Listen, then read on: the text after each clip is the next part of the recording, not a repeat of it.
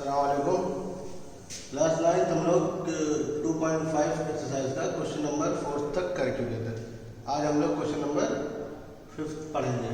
Question number 5 में कुछ इस तरह का क्वेश्चन दिया रहेगा और कहेगा इसका क्या करिए, गुणनखंड कीजिए। यानी कौन से फार्मूले का गुणनखंड करना है, a + b + c का होल स्क्वायर वाले को हमें उसका प्रसार दिया रहेगा, उसको एक्सपेंड प्रसार दिया रहेगा, उसको हमें छोटा करके क्या लाना रहेगा, a + b + c का होल स्क्वायर।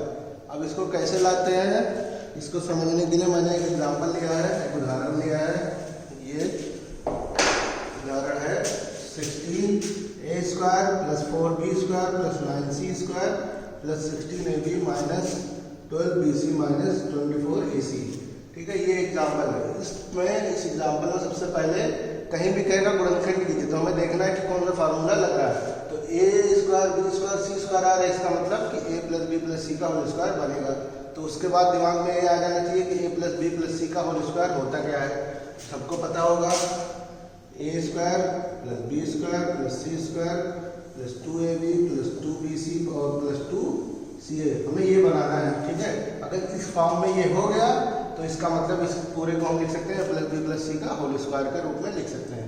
अब मैं क्या करूँगा, कैसे बनाना है उसको, उसके लिए हमें ये ध्यान देना पड़ेगा कि जो पहले 3 टर्म है उसको हमें देखना पड़ेगा कि परफेक्ट स्क्वायर बन रहा है या नहीं। अगर नहीं बन रहा है तब भी उसको क्वेश्चन में प्रसार के लिए कहा है तो बनाने की कोशिश करेंगे। हो सकता है अंडर रूट में आ जाए तो अंडर रूट में लेके आएंगे। ठीक है, उसका होल स्क्वायर करेंगे अंडर रूट का। मान लीजिए आप और लीजिए फिर 2b लिखा होता है, तो 2 तो किसी का परफेक्ट स्क्वायर है नहीं, तो हम अंडर रूट 2 का होल स्क्वायर करेंगे तभी तो 2 आएगा। तो यहाँ 2 होता तो यहाँ क्या लिख देते हैं, अंडर रूट 2 का होल स्क्वायर, लेकिन यहाँ 4 है तो 2 का होल स्क्वायर हो सकता है।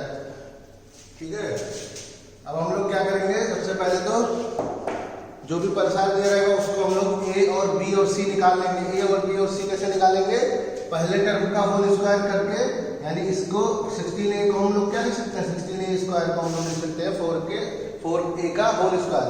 अब ये जो 4a आया है उसका होल स्क्वायर, फार्मूले में क्या होता है a का होल स्क्वायर, तो किसका होल स्क्वायर आया है, a का। तो यानी जो 4a आया है वो क्या हो गया फार्मूले के हिसाब से 4a हो गया। जो a हुआ इस फार्मूले के हिसाब से वो क्या हो गया 4a। अब यहाँ पे 4b का होल स्क्वायर लिखा है, उसको हम क्या लिख सकते हैं, 2b होल स्क्वायर लिख सकते हैं। हमारा b² आ गया यहाँ से, यानी b की वैल्यू क्या हो गई 2b। इसी तरह c² की जगह पे क्या लिखा है 9c², तो 3c का होल स्क्वायर लिख सकते हैं। तो ये क्या हो गया, हमारा c आ गया क्या 3c के बराबर। इसके बाद हमें ये देखना रहता है, इतनी बात अगर क्लियर हो गई, a b और c आ गया, और एक चीज और अभी क्लियर हो जाए उसके बाद हमारा क्वेश्चन हो जाएगा कंप्लीट। अब हमें देखना है कि यहाँ पे माइनस कहाँ पे लगेगा। ठीक है, तो हम लोग क्या करेंगे, 1 2 3 टर्म होते हैं, एक a b होता है, bc होता है, ca होता है। ठीक है, अब हमें क्या करना रहता है, तीनों टर्म में देखना रहेगा कि पॉजिटिव वैल्यू किसकी दी गई है।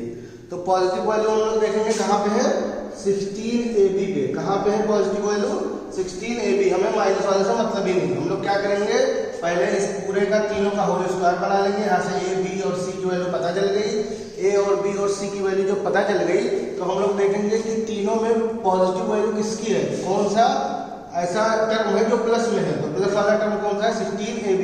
तो जो 16ab जो प्लस में है, इसका मतलब यहाँ से हमें ये पता चला कि जो प्लस में है इसका मतलब कि a और b क्या है, प्लस में। ये दोनों क्या है, प्लस में। ठीक है, अब ये 16ab जो प्लस में आ रहा है, यहाँ से हमें ये पता चल गया कि a और b क्या आएगा, हमारा पॉजिटिव आएगा। a और b अगर पॉजिटिव आ गया हमारा, तो बचा क्या, a b और तीसरा क्या है c। इसका मतलब हमारा जो c वाला टर्म है वो क्या हो जाएगा, माइनस हो गया।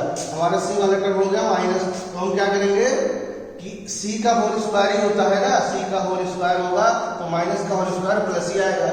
तो यहाँ पे साइन तो प्लस ही रहेगा, तो इसीलिए इसको ढूंढने के लिए हमें देखना पड़ता है। तो इसका यही ट्रिक है कि जो प्लस वाला है साइन, उसमें देखेंगे कौन कौन सा प्लस है। a और b प्लस है तो a और b प्लस में हो जाएगा। तो a और b में हम लोग कुछ नहीं करेंगे। c में क्या कर रहा है, यहाँ जहाँ जहाँ देखिए c है, यहाँ c है माइनस आ रहा है, यहाँ भी c है माइनस आ रहा है। इसका मतलब c वाला टर्म क्या हो जाएगा, माइनस। यहाँ से पता चल गया कि a b प्लस है तो बचा क्या c, तो c वाला टर्म क्या हो जाएगा माइनस। तो हम 3c के होल स्क्वायर को क्या लिख देंगे, यहाँ पे माइनस लगा देंगे। क्यों माइनस लगाएंगे, समझ में आ गया होगा, क्योंकि हमारा दो टर्म माइनस में आ रहा है और हमने पता किया तो हमारा c जो टर्म है वो माइनस में आएगा।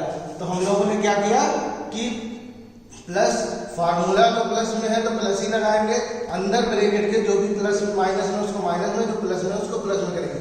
फार्मूला क्या था, A square plus B square plus C square, A का होल स्क्वायर किया, बी का होल स्क्वायर किया, सी हमारा नेगेटिव में आ रहा था नेगेटिव का होल स्क्वायर कर दिया, तो माइनस 3c का होल स्क्वायर कर दिया। अब अगर इतनी वैल्यू सबको पता करनी है, यहाँ से हमारा क्या आ गया, ए आ गया, बी आ गया और सी आ गया। अगर ए बी और सी की वैल्यू आ गई तो हमें A square plus B square plus C square आ गया और पता चल गया कि इसमें से प्लस कौन सा माइनस कौन सा।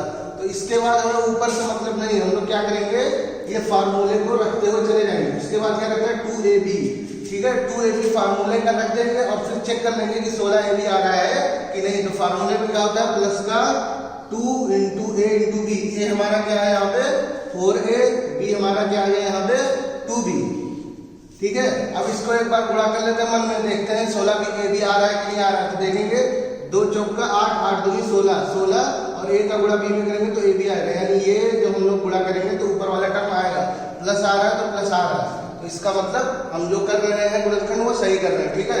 उसके बाद क्या होता है 2ab के बाद 2bc, तो प्लस का 2 इंटू फार्मूले से bc होगा, लेकिन b यहाँ पे है क्या एक्चुअल में 2b है। किसी को नहीं समझ में आ रहा तो यहाँ पर लिख लेगा a बराबर 4a, b बराबर 2b और c बराबर 3c आ रहा है, ठीक है। प्लस का 2b इंटू c, b क्या है हमारे पास 2b और c की वैल्यू क्योंकि निगेटिव में तो उसको हम लोग क्या करेंगे ब्रैकेट में लिख सकते हैं माइनस का 3c, ठीक है। ये पूरा एक टर्म होगा। उस पूरे टर्म को जब गुणा करेंगे तो देखेंगे क्या ऊपर वाली चीज के बराबर आ रहा है, ऊपर वाले टर्म के बराबर आ रहा है। तो देखेंगे गुणा करेंगे 2 दूनी 4, 4 दिया 12, ये प्लस है माइनस में तो क्या आ जाएगा माइनस 12 आ रहा है, सही है। b इंटू सी आ रहा है bc, इसका मतलब ये भी पूरा हमारा सही है यहाँ पे। अब इसी तरह लास्ट वाले टर्म को चेक कर लेंगे, 2cl आना है तो प्लस का 2c की वैल्यू क्या है हमारे पास माइनस का 3c और हमारे पास a की वैल्यू क्या है 4a। अब इसको फिर से गुणा करके देख लेंगे क्या आएगा, देखो प्लस ये माइनस और ये प्लस, तो प्लस इंटू माइनस माइनस हो जाएगा, तो यहाँ माइनस आ रहा है, सही है। उसके बाद 3 दूनी 6 और 6 चौका 24, माइनस का 24 आ रहा है और c का गुणा a में करेंगे तो चाहे उसको ac लिखो चाहे c लिखो, ठीक है। तो ये टर्म इस टर्म के बराबर आएगा गुणा करने पर, ठीक है। तो अब हम लोग क्या करेंगे, हमारे पास ये पूरा एक फार्मूला बन गया, क्या बन गया a square plus b square plus c square plus 2ab plus 2bc plus 2ca। और हमारे पास जो फार्मूला बना है उसको हम लोगों ने चेक भी किया, इसको गुणा करके देखा है कि इसके बराबर आ रहा है कि नहीं आ रहा। तो इस पूरे को हम लोग क्या लिख सकते हैं, जैसे इस पूरे को हम लोग क्या लिख सकते हैं a plus b plus c का होल स्क्वायर लिख सकते हैं, इसी तरह इसको इस पूरे को भी हम लोग क्या लिख देंगे a plus b plus c का होल स्क्वायर। यहाँ पे a और b और c की वैल्यू अलग है, क्या है वो आप लोगों को पता चल चुका है, क्या है a की वैल्यू 4 है, b की वैल्यू क्या है 2b, यहाँ पे माइनस है तो माइनस 3c का होल स्क्वायर, ठीक है। ये हमारा गुणनखंड अभी कंप्लीट नहीं हुआ। गुणनखंड जब भी कहेगा तो हमें क्या करना पड़ेगा, इसको और जितना तोड़ सके उतना तोड़ना है, तो इसको तोड़ सकते हैं ना भी, तो हम क्या करेंगे इसको 2 बार गुणा करके लिख देंगे, यही इसका गुणनखंड हो जाएगा 4a प्लस 2b माइनस का 3c और दूसरे ब्रैकेट में भी यही चीज लिख देंगे। ये हो गया हमारा गुणनखंड। किस तरह इसका गुणनखंड करेंगे, हमें फार्मूला, सबसे मेन चीज क्या है, इसका फार्मूला पता होना चाहिए और ये पता होना चाहिए कि कौन सी वैल्यू प्लस आएगी और कौन सी वाली नेगेटिव में आएगी। अब क्वेश्चन एक्सरसाइज में जो 5वें का पहला पार्ट है बिल्कुल इसी तरह जो मैंने सॉल्व कराया है, तो आप लोग उम्मीद है कि कर लेंगे। इसका जो सेकंड पार्ट है वो अंडर रूट में है, तो आप लोग डरिएगा मत, नहीं मैं बता रहा हूँ कैसे होगा, ठीक है। अब अंडर रूट वाली वैल्यू है, मैंने क्या कहा था 2x स्क्वायर लिखा है, तो इसको होल स्क्वायर बनाने के लिए क्या करेंगे हम लोग, अंडर रूट 2 का होल स्क्वायर सबको पता है क्या होता है 2 होता है, तो हम यहाँ पे क्या लिख देंगे अंडर रूट 2x का होल स्क्वायर। इसको जब हम लोग सॉल्व करें तो ऊपर वाली चीज आनी चाहिए, तो ऊपर वाली चीज आ रही है और ये परफेक्ट स्क्वायर बन रहा है। अंडर रूट 2 इंटू एक्स का जब होल स्क्वायर करेंगे तो 2 इंटू एक्स स्क्वायर आएगा, तो इसका मतलब कि हमें इसको पूरे परफेक्ट स्क्वायर बनाना है, क्या हो जाएगा अंडर रूट 2 एक्स का होल स्क्वायर। इसी तरह y का हमें क्या बनाना है परफेक्ट स्क्वायर, तो y का होल स्क्वायर। इसी तरह 8 को बनाना है, तो 8 को हम क्या लिख सकते हैं 4 इंटू 2, 4 का हमें पता है अंडर रूट क्या होता है 2 और 2 का अंडर रूट 2, तो क्या हो जाएगा 2 अंडर रूट 2 और z था तो z का होल स्क्वायर हो जाएगा। फिर यहाँ पर भी हमें चेक करना है कि इसमें देखिए प्लस वाली वैल्यू कौन सी आएगी, तो देखेंगे कि प्लस वाली वैल्यू जो है टर्म है उसमें कौन सी, तो जो प्लस वाली वैल्यू है वहाँ पे देखेंगे कौन कौन से चर आ रहे हैं। तो देखेंगे यहाँ पे x y है और z है, x नहीं है, इसका मतलब जो नहीं है वही क्या हो जाएगा हमारा निगेटिव हो जाएगा। तो यहाँ x था तो इसको क्या मान लेंगे निगेटिव। उसके बाद जो अभी बताया था फार्मूला लिखते चले जाएंगे, +2 इंटू ए बी कर देंगे। जो ए बी की वैल्यू आई, ए क्या आ गया हमारा यहाँ पे, ए आ गया माइनस का √2x, बी क्या आ गया y और c क्या आ गया 2√2z। तो अब हम ये वैल्यू लिख सकते हैं ना उठा के, यहाँ पे ए की वैल्यू बी की वैल्यू लिख देंगे और गुणा करके एक बार चेक कर लेंगे कि इसके बराबर आ रहा है कि नहीं। उसके बाद 2b ए बी की वैल्यू 2 ये क्या था 2ab 2bc और 2ca के बराबर आना चाहिए। तो इसको 2ab के बराबर लिख के चेक कर लेंगे कि इसके बराबर आ रहा है कि नहीं। गुणा करने के बाद इसी तरह 2bc लिख के गुणा करके देखेंगे इसके बराबर आ रहा है कि नहीं आ रहा है। और माइनस साइन को भी चेक करते चले जाएंगे, प्लस आ रहा है कि माइनस आ रहा है। और यहाँ पे माइनस लग गया तो जहाँ जहाँ x आएगा वहाँ क्या लगा देंगे, फार्मूले में माइनस लगा देंगे। उसके बाद हमारा ये बन जाएगा क्या, माइनस का 2x प्लस का y और प्लस का 2√2z का होल स्क्वायर बन जाएगा। इसको दो बार लिख देंगे तो ये हो जाएगा आपका पूरा गुणनखंड। अब ये हो गया आपका क्वेश्चन नंबर 5वां कंप्लीट।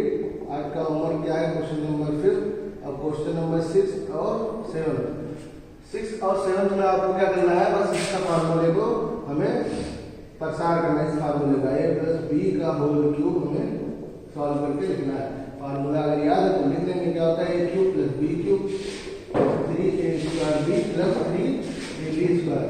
या फिर किसी को ये लगाना हो a³ + b³ + 3ab और a + b, दोनों फार्मूला लगा सकते, दोनों सेम ही है। ये लगाएंगे तो एक बार गुणा करके लिखना पड़ेगा, ये लगाएंगे तो डायरेक्ट आंसर आएगा। ठीक है, तो आज का होमवर्क क्या हो गया, 5th क्वेश्चन 6th क्वेश्चन और 7th क्वेश्चन आप लोग सॉल्व कर सकते हैं। ठीक है, अस्सलाम वालेकुम।